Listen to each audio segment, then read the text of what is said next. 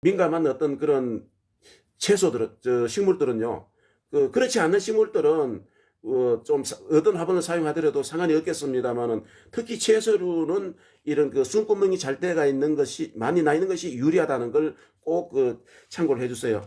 그리고 속에는 이런 구멍이 속으로 밑으로 빠질 수 있는 이런 잔잔한 뿌리가 이렇게 타고 나갈 수 있는 걸 밑에다가 깔고 이제 흙이 안 빠지도록 이렇게 하는 겁니다.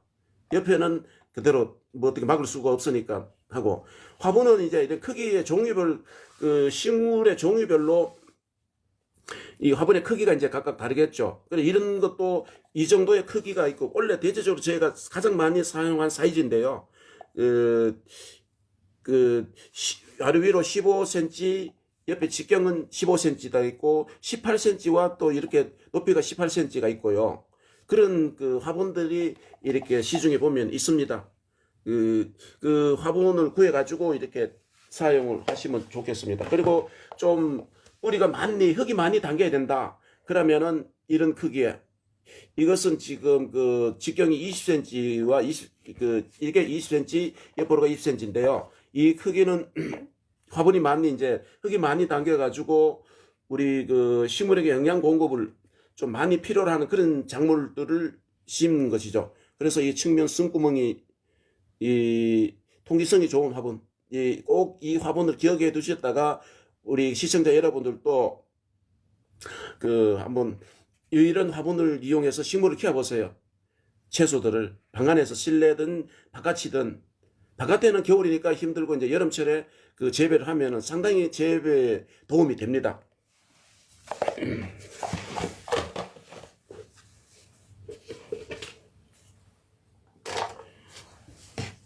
그리고 또 이제 물에 담기는, 우리가 아까 제가 샐러리를 심었던 그 화분인데요. 자, 여기에 보면은 이렇게 심지가 물을 흡수하는 저면 관수 화분. 대부분 우리 이 사람들은 이런 비용을 줄이려고 이제 이런 화분을 만드는 거는 PT병, 우리 물병이나 이런 것들을 이용해 가지고 이제 많이들 만드는데, 위에 끊어 가지고 밑에 부분은 물병 밑에 부분은 이렇게 놓고 위에 부분은 끊어 가지고 이제 막에 있는 쪽에는 막에를 빼버리고 그쪽에 식물 뿌리가 들어가도록 해가지고 이제 반대 방향에서 흙을 담아서, 이제 이 부분이 이제 PT병 같은 경우는 반대 흙을 담아서 식물을 키우게 되는데요.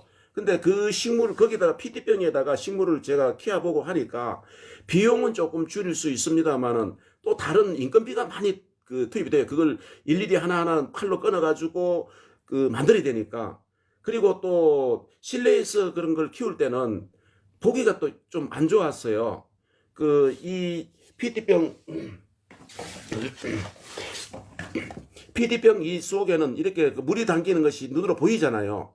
그러면은 위에 흙을 담아서 물을 주고 이렇게 하니까 흙이 떨어져 가지고 이 속에 물들이 시커멓게 아까 여기서 보이듯이 안에 시커먼 이런 것들이 눈으로 다 보이는 거예요. 물이 시커멓게 보여요. 그럼 우리가 실내에서 이런 식물을 심어 가지고 보기 좋고 힐링이 되려고 했는데, 이런 시커먼 물들을 보면은 우선 기분이 안 좋죠. 그래서 실내에서는 이런 PT병에 물을 담아 가지고 이렇게 화분으로 만드는 것은 좀 저 같은 경우는 맞지를 않다. 그리고 또 많은 다른 일을 해야 되는데, 거기에 이 PT병을 위에다 이 윗부분 어느 정도 크게 잘라가지고 여기는 이제 뚜껑을 버려버리고 이쪽을 뿌리가 내려가도록 이렇게 이제 반대가 되겠죠. 반대로 이렇게 엎어가지고 물이 여기 흙이 여기다 담고 이 밑에는 물이 담기고, 하여튼 그런 게 이제 화분들을 많이들 만듭니다.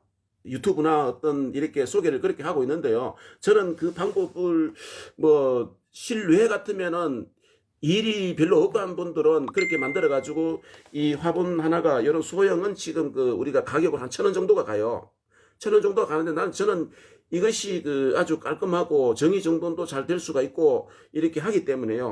굳이 이런 PT병에 그 화분 만드는데 시간을 뺏길 필요가 없다는 것이죠. 저는 그 다른 일들도 많기 때문에요. 그 소일거리가 없고 아주 몇 개만 만들어 가지고 하는 것 같으면 모르지만 저희는 화분을 이렇게 개수가 그 많습니다. 개수가 지금 100개가 넘는데 지금 안에 실내에 들어가지고 있는 것이 여기 이 방 한 개, 저 방 한 개, 100개가 넘는데 그 100개를 이런 플라스틱으로 다 화분을 만들기에는 또 크기도 이거는 그 별로 안 크잖아요. 흙당기는 것이 얼마 안 되기 때문에. 그래서 저는 이런 방법은 좀 맞지 않다는 걸 제가 결론으로 경험담을 이야기를 해드렸습니다. 그리고 이 화분은 아까 그 샐러리 했는 그 심한 것보다 화분이 크잖아요. 이 더 큽니다. 이거는 그 흙이 많이 담겨요. 흙이 여기 많이 담겨있는 그런 화분입니다. 그래서 또 이보다 더 큰 화분이 있습니다만은 저희는 지금 이 안쪽에 실내에서는 이 화분이 크면은 결국 개수가 적게 놓을 자리 있어 한정된 자리에 방 안에 전체 다 이렇게 놓을 수는 없잖아요. 햇볕이 드는 공기가 소통되고 햇볕이 드는 쪽에다 놔야 되니까 방 전체에다가 이렇게 다 놓을 수는 없어요. 한쪽 면에 앞에 보이는 세트장 제가 앞쪽에 보이는 이쪽에 이제 제가 그 텃밭 방안 텃밭이라고 보시면 됩니다. 아까 송이버섯 그 솔송고버섯 그 설명서를 제가 이제 잠시 그 다 이야기를 못 드렸는데요. 이렇게 이제 이런 과정이 있다. 그 보면은 어린이들에게 재배 방법, 수학의 즐거움을 알려주세요 하고 이렇게 리포트에서 되어 있고 또 그 재배 시 참고 사항도 이렇게 되어 있고요.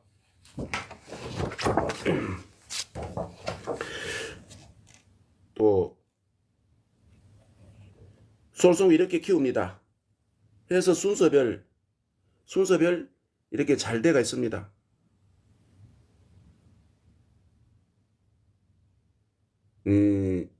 이렇게 잘 되어 있어 가지고 순서별 이렇게 그 설명서만 잘 이렇게 보시면 누구나 어린이들도 손쉽게 키울 수가 있습니다. 이 처음과 마지막에는 이 수확을 끝나면은 그름으로도 나무를 부숴가지고 그름으로도 사용할 수가 있고 도시에 사는 분들은 부숴가지고 어디 버릴 데 없으면 이제 종량제 봉투에 담아가지고 그 버리면 되겠죠. 근데 화분으로 도시에도 나무가 있고 실외에 있는 데는 이거 땅을 파고 퍼주면 거름이 됩니다. 퇴비가 버릴 것이 없습니다.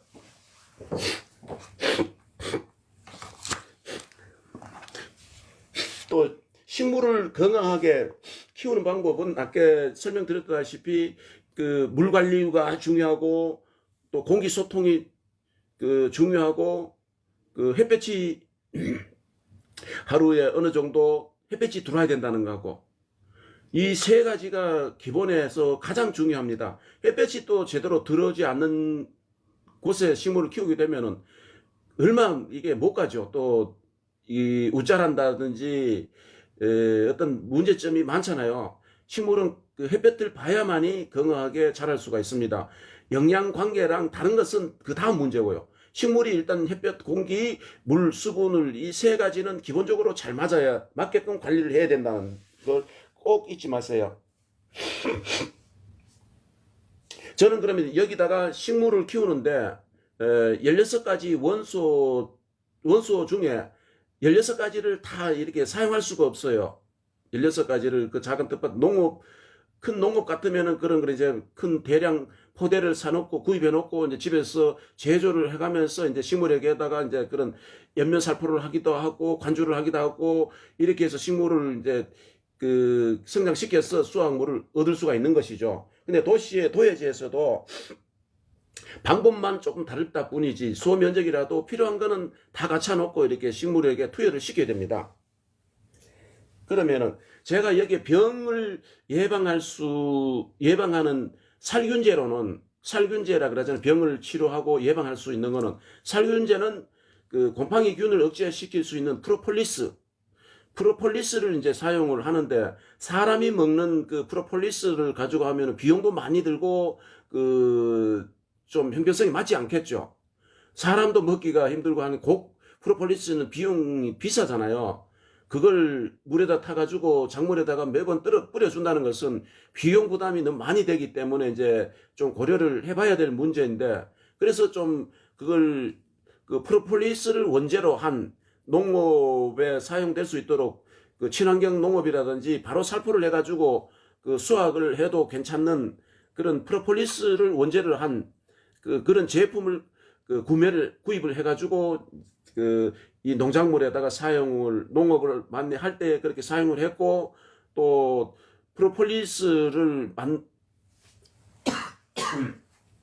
제조를 하고 나면은 그 찌꺼기가 남습니다. 프로폴리스를 이제 주정에다가 담가 가지고 그 추출물을 얻기까지가 숙성시켜서 그 다음에 추출물을 다 하고 나면은 찌꺼기 남는 것을 그 찌꺼기를 이용해 가지고 농업에다가 활용을 저는 많이들 했어요. 농업이 그 친환경 농업을 했는데 그 비닐하우스가 약 20여 동, 그 면적이 그 3,000여 평이 되었기 때문에 그 면적에서 이런 각종 채소들을 키우려면은 그 여러 가지 그 농약 구입의 가격이 친환경 농업에서 사용되는 그런 농약들이 엄청난 비용이 들어가는 것이죠. 그래서 자가 제조를 많이들 해가지고 그렇게 농업을 했습니다. 그런데 그 프로폴리스를 원재를 해가지고 이제 그 하면은 우리 도시민들이 상추라든지 어떤 바로 먹거리를 따가지고 먹어야 되는 그런 경우에는 프로폴리스를 사용을 하면은요, 상당히 안정적이죠. 왜냐하면은 농약 살포를 했다더라도 그 프로폴리스는 사람이 먹는 천연 항생제이기 때문에 그 천연 항생제로 활용되고 있습니다. 우리 그 보건에서도 그 천연 항생제로 이렇게 사용하는 걸로 의학으로 등록은 됐는지 안 됐는지는 거기까지는 제가 모릅니다만은 천연 항생제로 보건에서 사용하고 있다라고 제가 들었습니다. 그러면은 또 이런 미네랄 성분이 있는 광물질로 만들어졌는데요. 천연 광물질로 추출물을 만들어진 토양 계량제인데, 이게 토양 계량제인데 이게 유기농업 자재로 등록이 됐어요. 그러면 이런 것들을 식물에게 이제 그 광물질은 여러 가지 그 성분이 얻을 수 있는데, 여기는 미네랄만 때가 있는데 미네랄 이외의 성분들이 가지고 있는 이런 광물질을 이제 식물에다가 살포를 하고 그 관주를 하면서 이렇게 농업을 했습니다. 이것도 16가지 원소 중에 하나가 이거고요. 또 유기농업에 또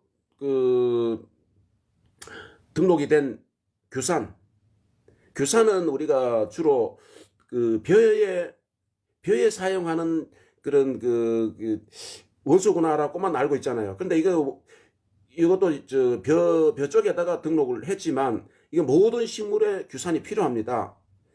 우리가 식물을 빳빳하게 여기 보면은 식물을 빳빳하게 해놨는데 제가 식물의 보약 규산이 그만큼 식물에 중요한데 우리 도시민들은 규산을 잘 몰라요.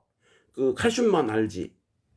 이 칼슘은 석회 성분에서 뽑아내는 것이 우리가 이런 석회 비료, 그러니까 칼슘제라고 얘기를 하는데, 우리는 식물을 건강하게 키우고 빳빳하게 키우려면은 칼슘을 주라 이렇게 이야기들만 대부분 사람들이 얘기를 합니다. 근데 이 칼슘은 줘야 될 곳이 칼슘을 살포를 한다고 해서 식물이 다 흡수를 못해요. 특히 고온이 되고 하면은 이동이 안 됩니다. 흡착이 안 된다는 것이죠. 석회분은. 그래서 석회분은 일찍이 농업에 사용되는 것이 어떻게 했습니까? 일찍이 밭에나 논밭에 뿌려가지고 토양 속에다가 뿌려서 일찍이 저온기 때 칼슘 성분이 많게끔 이렇게 하잖아요. 근데 나중에 이제 그런 게 부족돼가지고 여름철 고온기 때 이제 이 칼슘제를 많이들 살포를 하는데, 특히 채소나 고추나 어떤 이런 작물은 칼슘제 부족을 해서 많은 생리 장애가 일어나는데, 근데 이 여름철에 아무리 참 잘 만들어진 칼슘제라 할지라도 좀 흡착률은 잘 만들어지고 했던 그런 고가의 칼슘제 같으면 흡착률은 조금 더 좋아질 수는 있습니다만, 칼슘제 근본적인 것은 고온기 때 식물에 살포를 했다 하더라도 제대로 전달되지 않고 흡수가 되지 않는다. 그렇게 알고 계시면 됩니다. 그러면 그때는 그 빳빳하게 만들고 이렇게 하려면 어떻게 필요하겠습니까? 규산이 더 유리하다는 계산이 되겠죠. 그러면 이런 규산이 들어간 그 제품을 사용해야만이 식물을 건강하게 키울 수가 있는 것입니다. 그리고 아까 제가 프로폴리스는 그 제가 병을 따가지고 사용하다 보니까 프로폴리스는 이렇게 병을 부으면 깨끗하지를 못해요. 안에 끈적한 어떤 그런 검술해한 어떤 이런 모습이 나오기 때문에 병이 한번 숟가락이라든지 우리가 사람이 먹기 위해가 컵에 붓는다면 컵은 프로폴리스가 들어가면은 아주 세척이 안 될 정도로 그만큼 끈적합니다. 그래서 이게 소량 들어가는 그런 통들은 희석 배수가 뭐 500배, 1000배로 이렇게 희석되기 때문에 그런 현상은 안 나타납니다만 우리가 사람들이 물에 타가지고 프로폴리스를 먹으려고 물에 타면은 일반 그릇에 같은 경우는 묻으면은 세척이 안 됩니다. 끈적한 게 묻어가지고. 그래서 일회용 어떤 그릇을 이용해가지고 먹고 그대로 버리는 쪽으로 이렇게 하고 있습니다. 왜냐하면 세척이 잘 안 되니까요. 근데 1000배, 500배 이렇게 희석하는 것은 상관없습니다. 그렇게 표시가 안 나기 때문에. 그 정도만 이렇게 알고요. 오늘 또 지금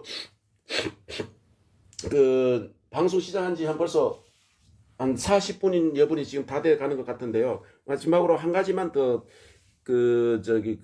살균제로 사용하고 제가 농업을 크게 할 때도 사용했고 지금 여기 도시농부에서도 텃밭 농사를 관리하는 데도 사용하고 있는 CLO2. 이거 매번 제가 이거 설명을 드리는데 CLO2 이산화염소 이 성분을 이산화염소인데 뒤에 이제 관로 쳐놓고 산속에 붙었는 이 제품을 이제 식물병에 예방 살균제로 사용을 합니다. 이건 지금 농약으로는 등록이 안 됐습니다. 농약으로는 등록 안 됐는데 이 제품은 우리 세계보건기구나 우리 생활공간에 모든 생활공간에 축산이라든지 어떤 오물장이라든지 이런데 소독제로서 쓰는 건데요. 우리 식용수 그러니까 물 먹는 식수에도 이걸 넣어가지고 소독을 해도 되기 때문에 그래서 이게 농업 식물병의 예방 살균제로 사용을 하는 것입니다. 친환경 농업에 뚜렷하게 어떤 병을 예방할 수 있는 약제가 일반 화학 농약은 사용할 수가 없으니까 그러면은 이게 농약은 등록 안 되는데 사용해도 되느냐? 그러면은 저희가 등록 안 되는 것들이 우리는 농업에 많이 사용되죠. 자가로 제조를 해가지고 독초의 어떤 식물을 이용해가지고 제조를 해서 식물에다가 뿌려야만이 해충을 막아내잖아요. 병을 잡아내잖아요. 그래서 이게 일반 과일이라든지 이런 데 세척을 해도 안전하게 이렇게 세계가 인정한 성분이기 때문에 그래서 농업 살균제로서 또 해도 된다는 이야기를 드리고 싶고 제가 친환경 농업을 할 때 이 성분으로서 농약 성분에 검출이 되고 했거나 이런 건 없었습니다. 특히 이건 제가 늘 강조를 하는 것이 우리 농업인들이 위에 농약용으로 살포를 해서 병을 다 잡아내려고 해서는 안 됩니다. 기본적으로 병균이 발생되는 원인이 뭔지를 그걸 차단을 해야 되는데 그것이 우리가 사용되는 농수용 저장 물탱크에서부터 물탱크에서 밭이나 이렇게 식물에게 전달될 수 있을 때까지 놓여져 있는 농수용 관 아니면 밭에 이제 깔려져가 있는 점적 호수 라인 어떤 이런 것들이 매년 물을 사용하고 남는 병원군이 거기에 늘 잔재가 있을 수가 있잖아요. 물때가 늘 이게 통과되면 물때가 끼게 되고 또 좋은 점은 우리 지하수를 뿜어 올려가지고 대부분 물탱크에 저장했다가 바로 농작물에 투여를 시키는데요. 온도만 어느 정도 맞춘다든지 뭐 여름철에 급하면 지하수를 그대로 식물에다 공급을 하는데 그 지하수 속에는 식물에게 필요치 않는 그런 철분이라든지 어떤 다른 성분들이 있어가지고 식물이 아주 건강하게 크는데 지장을 많이 주는다고 알려져 있잖아요. 그렇게 배웠잖아요. 그래서 지하수 뿜어 올렸는 나쁜 물질을 없애주고 잡아주는 데가 이 ClO2 이산화염수 산소계입니다. 이걸 물탱크 속에다가 이 속에 뚜껑을 열면은 여기가 20g짜리가 10봉지가 들었습니다. 20g짜리가 10봉지가 들었는데 그걸 두 개씩 해서 1봉지가 들었는데 이게 한 알, 두 알 물량에 따라 가지고 넣으면 한 10분 정도 지나서 물을 투여를 시키면요.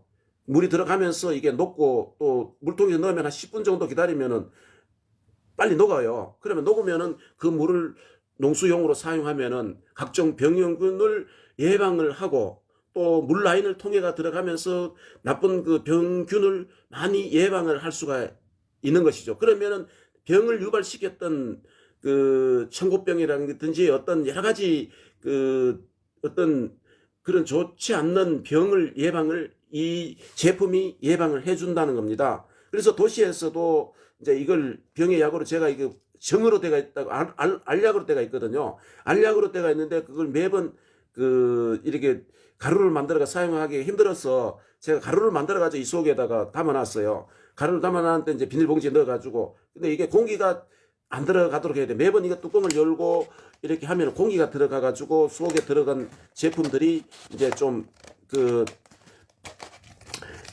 이렇게 녹는다든지 하여튼 그런 현상이 나옵니다. 근데 우리나라에는 현재 이 정으로 되는 알약으로 되어 있는 것이 생산이 되지 않는 걸로 알고 있습니다. 이거는 수입품인데요. EU 네덜란드에서 수입된 제품인데 우리나라에서는 CLO 산소계 그 성분을 가지고 세척제나 어떤 소독제로 만드는 회사들이 있는데 액상 물로 되어가 있죠. 그런데 그 액상은 유효기간이 오래 저장을 할 수가 없어요. 유효기간이 있습니다.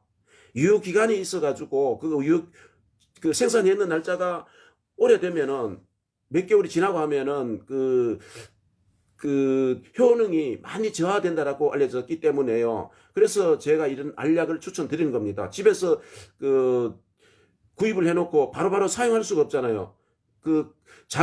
크게 농사 짓는 사람들은 작은 통에 든 거는 비용도 많이 들고 하니까 큰 말통이나 어떻게 이렇게 구매를 해놓고 써야 되는데 바로 사용하면은 상관이 없습니다만은 그래서 제가 이런 알약을 이렇게 권장을 드리기도 하고 또 이건 세계에서도 인정을 해주고 있고 안전하다라고 이렇게 배가 있기 때문에 이 제품을 안내를 해드리고 있습니다. 제가 이거 제품도 아까 포스푸드 케어에서 현재 판매 중에 있고요. 이건 알로 되어 있으니까 봉지만 뜯지 않으면은 유효기간이 오랫동안 1년이든지 2년이든지 가능하다는 거죠. 그래서 물로 된 거는 액상으로 된 거는 유효기간이 짧다. 관리에 굉장히 어렵다. 그리고 집에서 관리를 하더라도 어디 냉장 시설이 되어 있는 곳에다가 넣고 보관을 해야 된다. 이렇게 알고 계셔야 됩니다. 하루에 이런 방송을 통해 가지고 제가 경험했던 이야기들을 다 상세하게 이렇게 전달해 드리기에는 너무나 시간이 짧고 합니다. 그래서 나머지는 여러분들이 이런 인터넷을 통해 가지고 또 아니면은 따로 공부를 하시고 이런 정보를 배우셔야 됩니다. 제가 이제 카메라를 들고 제가 텃밭 구경 좀 시켜드리고 오늘 방송을 종료를 하도록 하겠습니다. 저희 텃밭은 지금 이렇게 파슬리, 뽀글형 파슬리, 원래 파슬리 뿌리를 심고 농촌에서 토마토 해충 억제 공영식물로 심고 이제 11월 달 농업을 이제 토마토 농사 10월 달 마무리를 하고 캔 뿌리입니다. 뿌리를 이제 매번 보여드릴 수가 없고 뿌리를 이렇게 화분에다가 심어가지고 현재 심을 때 이게 다 뜯어버렸는데 하면 벌써 송잎이 이렇게 나왔습니다. 요거 한 지가 한 3일, 3, 4일 정도 됐습니다. 이 화분을 만든 지가. 요건 원래 국화가 이제 많이 시들고 하는데요. 올 봄에 꺾꽂이를 한번 해가지고 화분 하나에다가 지인 집에서 꽃이 하도 예뻐가지고 꺾어와가지고 꺾꽂이를 했는데 이렇게 예쁜 꽃을 피웠습니다. 꺾꽂이를 해가지고 번식을 하면 되겠고요. 이렇게 샐러리를 지금 키워서 올 봄부터 수확을 해가지고 먹고 있고, 요 파슬리, 요건 또 조금 미리 뿌리를 심어가지고 하면 이 정도 컸고, 또 샐러리가 이렇게 잎 따기가 이제 또 할 때가 다 됐습니다.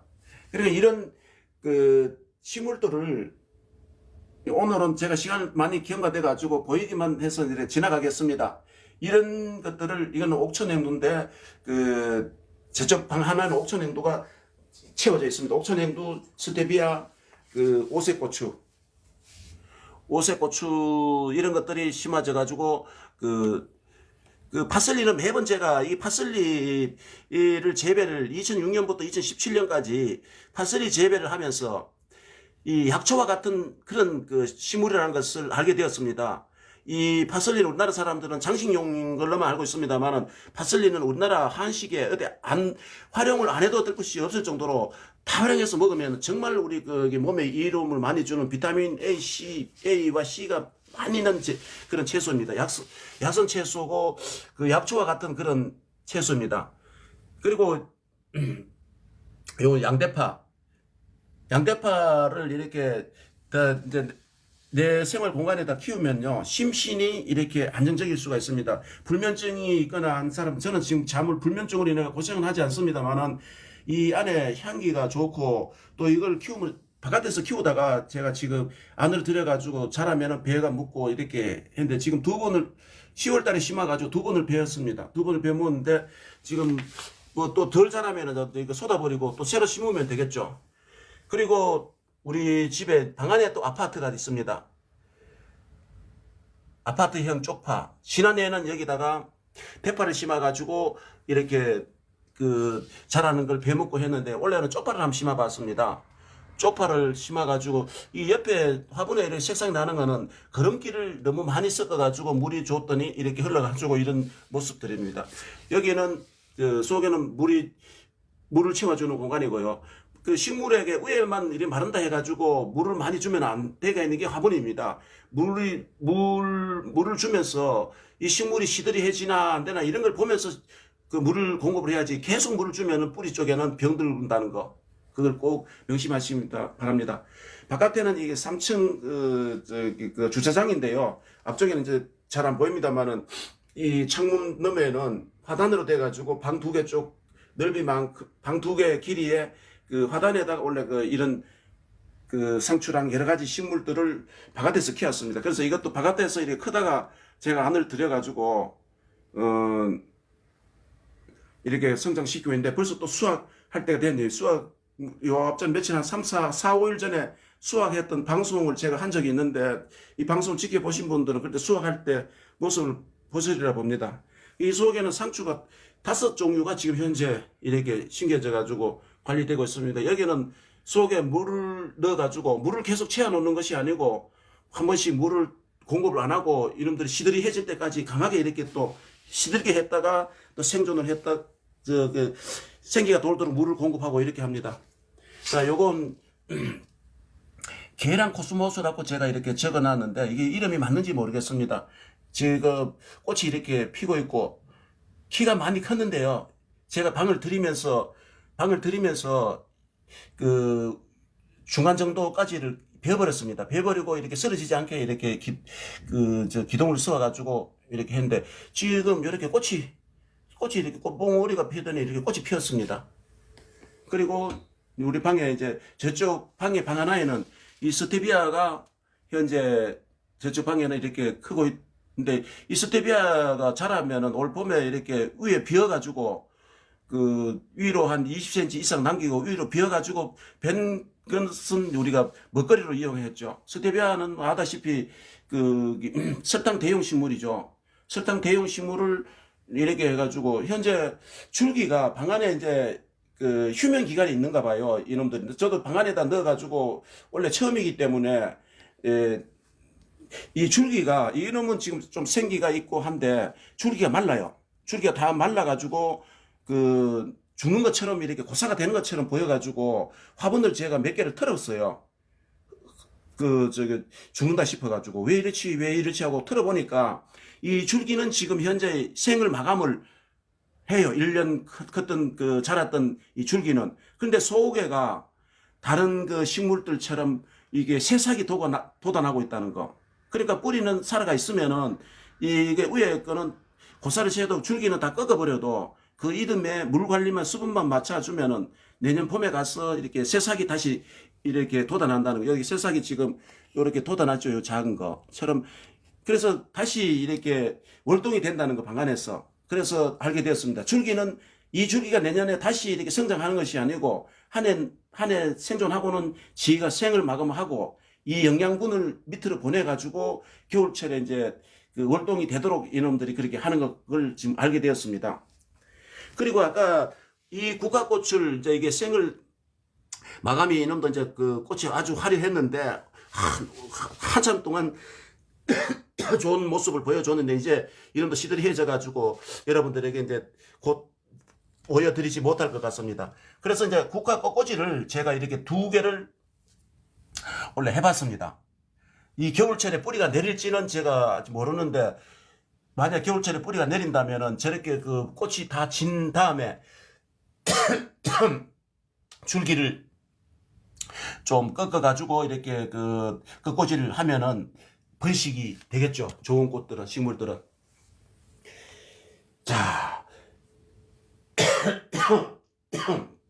여러분, 저희 그 방안에 텃밭 농사 어떠세요? 여러분들도 한번 집안에 나에게 맞는 그런 식물들을 한번 키워보세요. 그 식물들을 가까이 하면은 그 정서적으로 매우 좋습니다. 많이 움직여서 운동을 해서도 좋고 건강에도 좋고. 며칠 전에 그 감기 걸렸던 게 아직 기침을 하고 있어서. 자, 오늘 또 우리 그 버스푸드 케어 방송을 지켜봐 주신 여러분 고맙고 감사합니다. 자, 오늘 12월 4일 방송은 여기서 종료하도록 하겠습니다.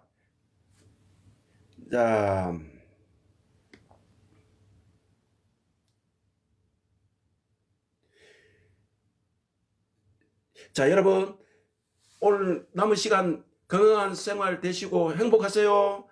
방송 종료합니다.